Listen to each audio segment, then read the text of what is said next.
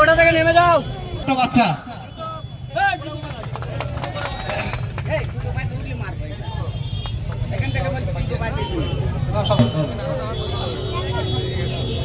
আশিতম স্বাধীনতা দিবস উদযাপন উপলক্ষে ফুলেরহাট ২ নম্বর অঞ্চল আয়োজিত পতাকা উত্তোলন অনুষ্ঠানে যারা উপস্থিত হয়েছেন প্রত্যেককে আমি ধন্যবাদ জানাই।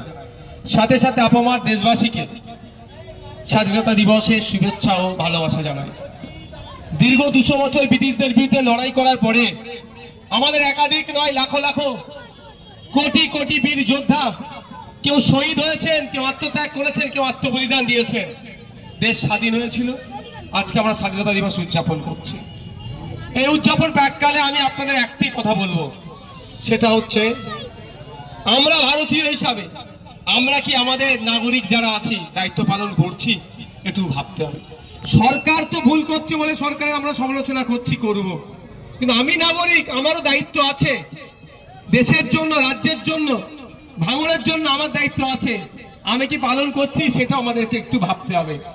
সংবিধানের 51 ধারাতে অনুচ্ছেদ 51 বলা হচ্ছে ফান্ডামেন্টাল ডিউটিজ এর কথা, মৌলিক কর্তব্যের কথা বলা হচ্ছে। একজন দায়িত্বশীল নাগরিকের কি ভূমিকা হতে পারে 51 সংবিধানে উল্লেখ করে দিচ্ছে। তাই আমি অনুরোধ আপনাদের কাছে, যেমন আমি দাবি করবো আমার পেটে খিদে খাবার দাও, আমার মাথায় ছাদ নেই ছাদের ব্যবস্থা করো, আমার বাচ্চাটা স্কুলে যাবে তার পড়াশোনার ব্যবস্থা করো, ঠিক সাথে সাথে আমি নাগরিক, আমার দেশ কি করে ভালো থাকবে, আমার বাংলা কি করে ভালো থাকবে, আমাদের ভাঙড় কি করে ভালো থাকবে, এটাও দেখার কর্তব্যের মধ্যে আমাদেরও পড়ছে। তাই অনুরোধ, যেভাবে আমরা 26শে জানুয়ারি 15ই আগস্ট এই দুটো দিনে দায়িত্বশীলতার পরিচয় দিই, বছরের আর বাকি দিনগুলোকেও এইভাবে আমাদেরকে দায়িত্বশীল হয়ে উঠতে হবে। আপনি কি ধর্ম পালন করবেন, কি প্রচার করবেন, আর্টিকেল 25 সেখানে অলরেডি বলে দিয়েছে। আপনি কোন পার্টি করবেন না করবেন, কাকে ভোট দেবেন না দেবেন, সেখানেও সংবিধান নির্দেশ দিয়েছে, অর্থাৎ আপনার স্বাধীনতা দিয়েছে।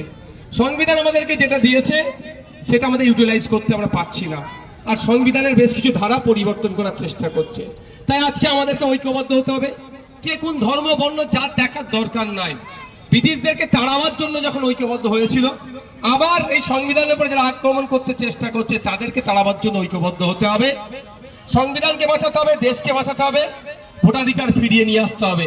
আপনারা জানেন 27 লক্ষ ভোটাধিকারের নাম বাতিল ট্রাইব্যুনালে আছে, এখন অবশ্য বাতিল হয়নি। সেটা ফিরিয়ে নিয়ে আসার লড়াই আপনাকে আমাকেই দায়িত্ব নিয়ে করতে হবে।